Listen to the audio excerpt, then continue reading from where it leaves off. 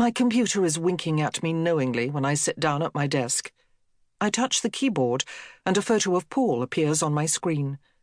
It's the one I took of him in Rome on our honeymoon, eyes full of love across a table in the Campo dei Fiori. I try to smile back at him, but as I lean in, I catch a glimpse of my reflection in the screen and stop. I hate seeing myself without warning. Don't recognize myself sometimes. You think you know what you look like, and there is this stranger looking at you. It can frighten me. But today I study the stranger's face. The brown hair half pulled up on top of the head in a frantic work bun, naked skin, shadows and lines creeping towards the eyes like cracks in pavement.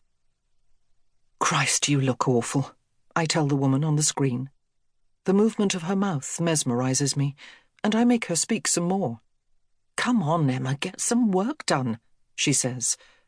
I smile palely at her, and she smiles back.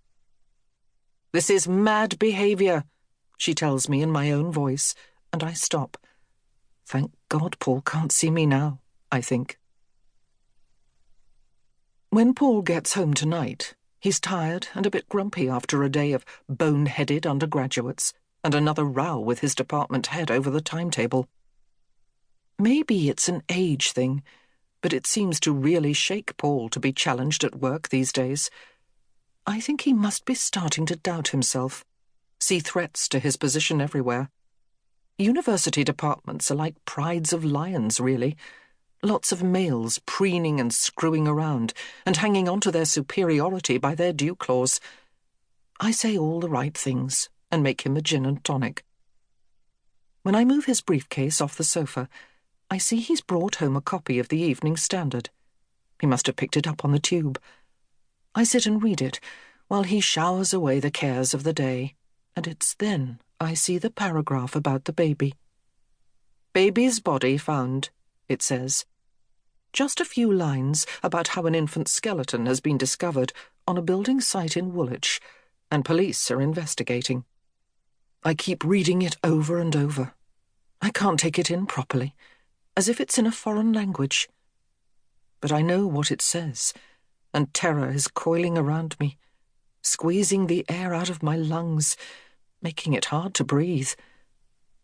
I am still sitting here when Paul comes down, all damp and pink, and shouting that something is burning. The pork chops are black, incinerated. I throw them in the bin and open the window to let out the smoke. I fetch a frozen pizza out of the freezer and put it in the microwave, while Paul sits quietly at the table. "We ought to get a smoke alarm," he says, instead of shouting at me for almost setting the house on fire. "Easy to forget things when you're reading." He is such a lovely man. I don't deserve him. Standing in front of the microwave, watching the pizza revolve and bubble, I wonder for the millionth time if he'll leave me. He should have done years ago. I would have if I'd been in his place, having to deal with my stuff, my worries on a daily basis. But he shows no sign of packing his bags. Instead, he hovers over me like an anxious parent, protecting me from harm.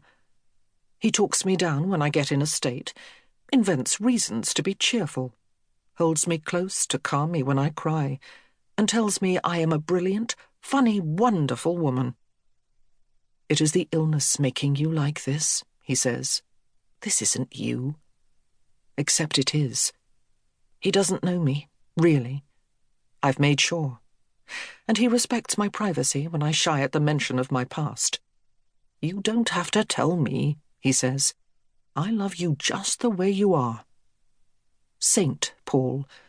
I call him that when he's pretending I'm not a burden to him, but he usually shushes me. "Hardly," he says. Well, not a saint then, but who is? Anyway, his sins are my sins. What do old couples say? What's yours is mine. But my sins, well, they're my own. "Why aren't you eating, Em?" he says, when I put his plate on the table. "I had a late lunch, busy with work. I'm not hungry now, but I'll have something later," I lie.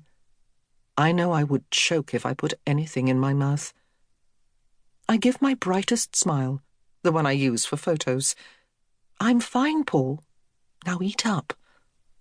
On my side of the table, I nurse a glass of wine and pretend to listen to his account of the day. His voice rises and falls, pauses while he chews the disgusting meal I've served, and resumes.